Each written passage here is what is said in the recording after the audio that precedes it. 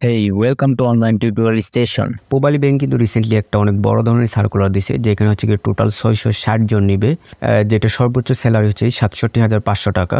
তো চাইলে আপনিও সেখানে অ্যাপ্লাই করে রাখতে পারেন। তো কিভাবে সঠিকভাবে আবেদন করবেন এবং শুধু এই 3টা পোস্টে না, পুবালি ব্যাংকের যে কোনো সার্কুলারে কিভাবে অ্যাপ্লাই করবেন সেটার বিস্তারিত ভিডিও আমি আজকে দেখিয়ে দেব। তো এরকম নতুন নতুন শিক্ষণীয় ভিডিও আসবে আমার চ্যানেলে, তো মিস করতে না চাইলে এখনই সাবস্ক্রাইব করে নোটিফিকেশনটি অন করে দিন। তো লেটস গেট স্টার্ট।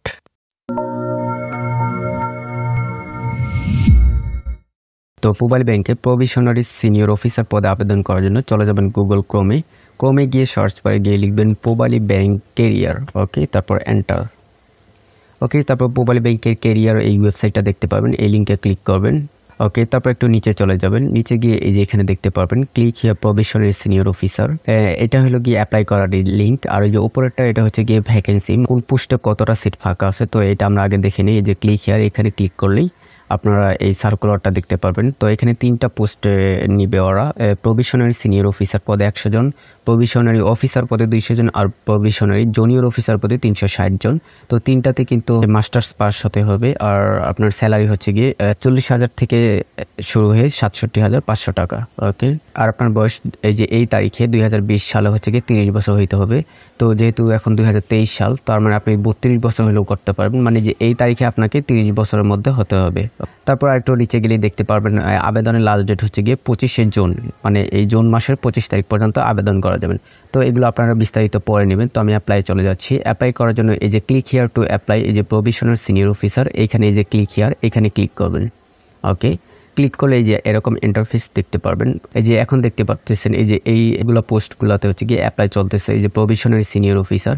এখানে শুধু এইগুলোই না, আরও যদি কোনো অ্যাপ্লাই করার পোস্ট থেকে থাকে এখানে শো করবে। তো আপনি যেটাতে অ্যাপ্লাই করতে চান এই যে সেটার পাশে এই যে অ্যাপ্লাই বাটন দেখতে পারবেন। তো এখান থেকে এই যে অ্যাপ্লাই বাটনে ক্লিক করবেন। তো অ্যাপ্লাই বাটনে ক্লিক করার সাথে সাথে আপনাকে এরকম একটা ফর্ম দিবে, এই ফর্মটা হচ্ছে গিয়ে ফিল আপ করতে হবে। তো প্রথমে দেখতে পাচ্ছেন আপনার নেম অফ দ্য পজিশন, মানে আপনি কোন পদে আবেদন করবেন। এখানে 3টা পদের নাম দেওয়া আছে, provisionary senior officer, provisionary officer আর প্রভিশনারি জুনিয়র অফিসার। এখানে 3টার মধ্যে আপনার রিকোয়ারমেন্ট অনুযায়ী, মানে শিক্ষাগত যোগ্যতা অনুযায়ী যেটাতে পারবেন সেটা সিলেক্ট করে দিবেন। তো আমি এই যে প্রভিশনারি অফিসার এই পদে আবেদন করব, তো আমি এটা সিলেক্ট করে দিলাম। তারপর অ্যাপ্লিকেন্ট টাইপ, মানে আপনি কী ধরনের আবেদনকারী, মানে জেনারেল, মানে কোনো কোটা নেই যাদের। আর ডিপার্টমেন্টাল, মানে আপনি যদি অলরেডি পুবালি ব্যাংকের কোনো ডিপার্টমেন্টে যদি চাকরি করে থাকেন সেটা।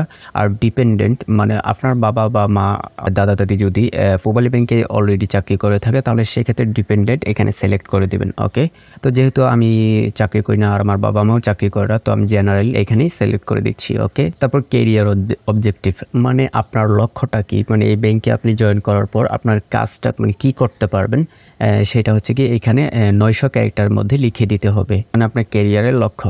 তো এই ব্যাংকিং সেক্টরের ক্যারিয়ার অবজেক্টিভের আমি একটা লিঙ্ক দিয়ে দেবো। তো আমি এই লিঙ্কটা আমি ডেসক্রিপশন বক্সে দিয়ে দেবো, চাইলে সেখানে ক্লিক করে এখান থেকে যে কোনো একটা আপনার যেটা ভালো লাগে সেটা এখান থেকে কপি করে দিতে পারেন, আর চাইলে আপনি নিজে লিখেও দিতে পারেন। ওকে, তো আমি এইখান থেকে এই যে এই ক্যারিয়ার অবজেক্টিভটা কপি করে নিলাম। ওকে, তারপর এখানে পেস্ট করে দিলাম। তো আপনারা এখানে আপনার নিজের মতো করে লিখে দিতে পারেন, আর চাইলে এখান থেকে কপি করে দিতে পারেন। ওকে, তারপর পার্সোনাল ইনফরমেশন, এখানে আপনার নামটা দিয়ে দিবেন একদম সার্টিফিকেট অনুযায়ী হুবহু।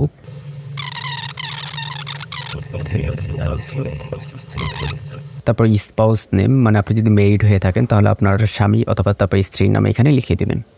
ওকে, তারপর ন্যাশনালিটি বাংলাদেশে এটাই থাকবে। তারপর প্রেজেন্ট অ্যাড্রেস, মানে প্রেজেন্ট বা মেইলিং অ্যাড্রেস, মানে এখানে আপনার বর্তমান ঠিকানাটা দিয়ে দিবেন। তো প্রথমে হচ্ছে গিয়ে এরিয়া বা ভিলেজ বা হাউস অথবা রোড নাম্বার। তো এখানে আপনার গ্রামের নামটা অথবা রোড নাম্বার বা হাউস নাম্বার যদি থাকে তাহলে সেটা এখানে দিয়ে দিবেন। ওকে, তো আমি দিয়ে দিচ্ছি। ওকে, তারপর পোস্ট অফিস, তারপর এখান থেকে আপনার পুলিশ স্টেশন, মানে থানার নামটা দিয়ে দিবেন, বর্তমান ঠিকানার অবশ্যই, আর বর্তমান ঠিকানার পোস্টাল কোড, মানে পোস্ট কোডটা এখানে দিয়ে দিবেন। তারপর ডিস্ট্রিক্ট, এখানে আপনার বর্তমান ঠিকানার ডিস্ট্রিক্টটা দিয়ে দিবেন, জেলাটা। ওকে, তো এটা আপনার বর্তমান ঠিকানা গেল। তারপর হচ্ছে পার্মানেন্ট অ্যাড্রেস। তো আপনি এখানে বর্তমান ঠিকানা যেটা দিলেন এটা যদি আপনার স্থায়ী ঠিকানা হয় তাহলে এই যে এখানে চেক মার্ক দিয়ে দিবেন, আর যদি আপনার স্থায়ী ঠিকানা যদি অন্যটা হয় তাহলে এখানে লিখে দেবেন। ওকে, তো আমার স্থায়ী ঠিকানা যেহেতু গ্রামে, তো সেটা আমি এখানে লিখে দিচ্ছি। ওকে, তো প্রথমে এখানে গ্রামের নামটা দিয়ে দিবেন। ওকে, তারপর পোস্ট অফিস, মানে আপনার স্থায়ী ঠিকানার ডাকঘরটা এখানে লিখে দিবেন। তারপর এখানে হোম ডিস্ট্রিক্টটা আবার এখান থেকে সিলেক্ট করে দেবেন। ওকে, তারপর এখানে ইমেল অ্যাড্রেস মানে আপনার জিমেইল অ্যাড্রেসটা এখানে দিয়ে দিবেন। ওকে, তারপর ন্যাশনাল আইডি কার্ড মানে এখানে আপনার জাতীয় পরিচয়পত্র নাম্বারটা এখানে দিয়ে দিবেন। ওকে, তারপর কন্ট্যাক্ট মোবাইল নাম্বার এখানে আপনার মোবাইল নাম্বার যেটা অলওয়েজ খোলা থাকে সেই নাম্বারটা এখানে বসিয়ে দেবেন। তো গেল, এবার হচ্ছে কি এডুকেশনাল ইনফরমেশন মানে আপনার পড়াশোনার তথ্যটা এখানে ফিল আপ করতে হবে। তো প্রথমে দেখতে পাচ্ছেন এসএসসি, তো এখানে আপনার এসএসসির ইনফরমেশনগুলো দিয়ে দিবেন। তো গ্রুপ হিউম্যানিটিস, গ্রেড, এখানে আপনার পয়েন্ট দিয়ে দিবেন, তারপর আউট অফ 5, তারপর রোল নাম্বার, তারপর এখান থেকে আপনার এসএসসি এর বোর্ডটা সিলেক্ট করে দিবেন, তারপর এসএসসি পাসিং ইয়ার, তারপর সেম একইভাবে এইচএসসি এর ইনফরমেশনগুলো দিয়ে দিবেন।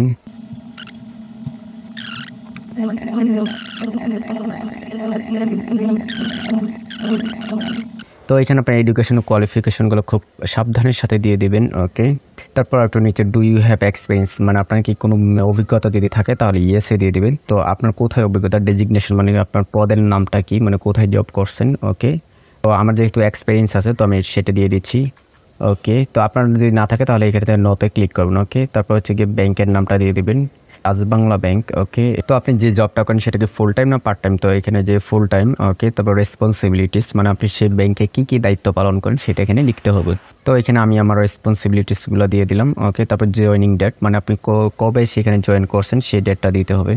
তারপর কবে ছাড়ছেন সেটা সেই তারিখটা এখানে দিয়ে দিবেন। আর যদি এখনও করতে থাকে তাহলে যে টু কন্টিনিউ এখানে টিকমার্ক দিয়ে দিবেন। ওকে, আপনার যদি আরও এক্সপিরিয়েন্স থাকে ব্যাংকিং তাহলে এখান থেকে আরও দিতে পারেন, তো আমার একটাই। তারপর প্রফেশনাল সার্টিফিকেশন যদি থাকে তাহলে দিবেন। তারপর ল্যাঙ্গুয়েজ প্রফিসিয়েন্সি, তো Bangla speaking high, reading high, কারণ যেহেতু আমাদের মাতৃভাষা তো সবগুলো এখানে হাই দিয়ে দিবেন, ও রাইটিং হাই। ওকে, তারপর ইংলিশ স্পিকিং মিডিয়াম দিয়ে দিলাম, তারপর রিডিং হাই, লিসেনিং হাই, তারপর রাইটিং হাই। ওকে, তারপর কম্পিউটার লিটারেসি, তো আপনি কম্পিউটার যদি অভিজ্ঞ হয়ে থাকেন মানে যেগুলো পারেন সেগুলো এখানে লিখে দিবেন। ওকে, তো আমি দিয়ে দিচ্ছি।